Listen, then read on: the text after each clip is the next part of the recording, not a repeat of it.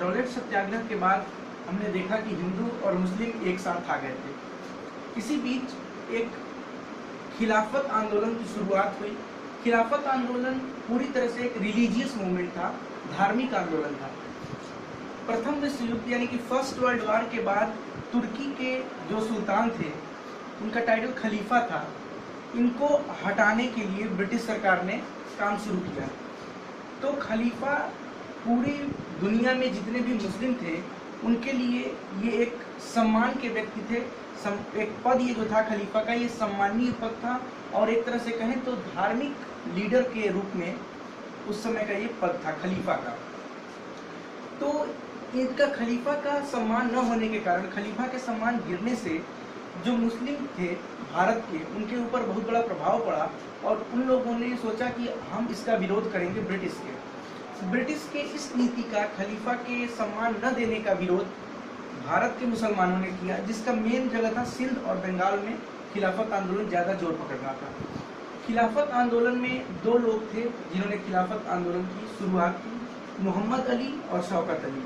प्रश्न पूछ सकता है कि किसने शुरुआत की खिलाफत आंदोलन की, तो मोहम्मद अली और शौकत अली ने खिलाफत आंदोलन को लीड किया था। हुआ ये कि जब देखा इन्होंने, मुस्लिमों ने जब देखा खिलाफत आंदोलन के जो दो लीडर थे मोहम्मद अली और शौकत अली, ये आंदोलन चल ही रहा था, तब तक महात्मा गांधी ने रॉलेट एक्ट के और जलियांवाला बाग से दुखी होकर भारत में नॉन कोऑपरेशन यानी कि असहयोग आंदोलन का बिगुल बजा दिया। असहयोग आंदोलन में ये था कि भारत में रह रहे भारत के सभी लोग, सारी जनता, नागरिक ब्रिटिश गवर्नमेंट के सहयोग नहीं करेगी। कोई भी कार्य चलाने में, चाहे वो एडमिनिस्ट्रेटिव हो या इकोनॉमिक हो, किसी भी प्रकार का सहयोग भारत के लोगों द्वारा नहीं किया गया।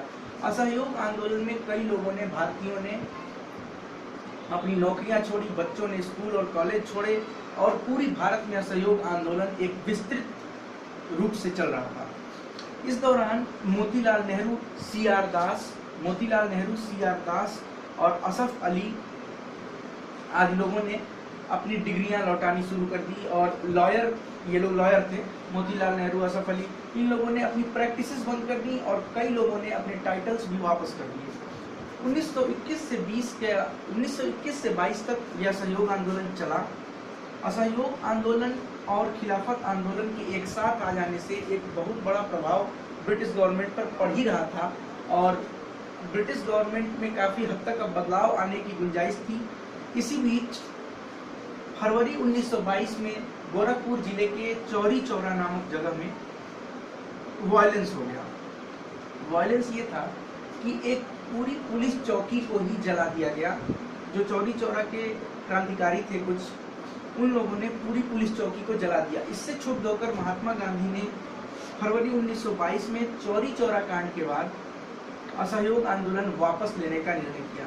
महात्मा गांधी के असहयोग आंदोलन वापस लेने से काफ़ी संख्या में लोग असंतुष्ट हुए। उसी समय भगत सिंह जिसका विरोध किए, उनको उस समय वो बच्चे थे, वो लोग, भगत सिंह ने इसका विरोध किया, उस समय वो छात्र थे। और 1922 में, फरवरी 1922 में चौरी चौरा कांड से क्षुब्ध होकर, जिसमें कि पुलिस चौकी को फूंक दिया गया था, महात्मा गांधी ने नॉन कोऑपरेशन मूवमेंट को वापस लेने की घोषणा कर दी। तो आज इस लेक्चर में, इस वीडियो में हमने ये देखा कि कैसे जलियांवाला बाग के हत्याकांड के विरोध में महात्मा गांधी ने असहयोग आंदोलन की शुरुआत की। 1921 से 22 तक असहयोग आंदोलन चला।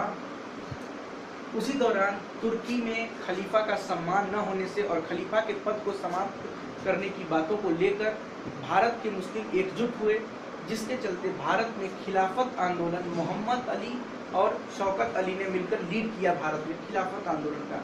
सिंध से लेकर बंगाल तक खिलाफत आंदोलन जोरों पर था।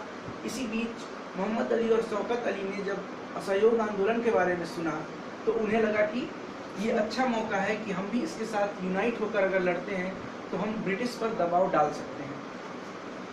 तो नॉन कोऑपरेशन और खिलाफत आंदोलन को एकजुट होने से हिंदू मुस्लिम एकता बढ़ी और अभी यह आंदोलन जोर पकड़ ही रहा था। लोगों ने अपने टाइटल्स लौटा दिए। लॉयर्स जैसे मोतीलाल नेहरू, असफ अली, सी आर दास, इन लोगों ने प्रैक्टिस करना छोड़ दिया कॉलेज से पढ़ाइयाँ छोड़कर लोग इस आंदोलन में कूदे। इसी बीच फरवरी 1922 में हमने देखा कि चौरी चौरा में एक कांड हुआ जिसको चौरी चौरा कांड कहते हैं। पुलिस चौकी को फूंक दिया गया था वहाँ के क्रांतिकारियों द्वारा। चूँकि महात्मा गांधी ने पहले ही इस बात की घोषणा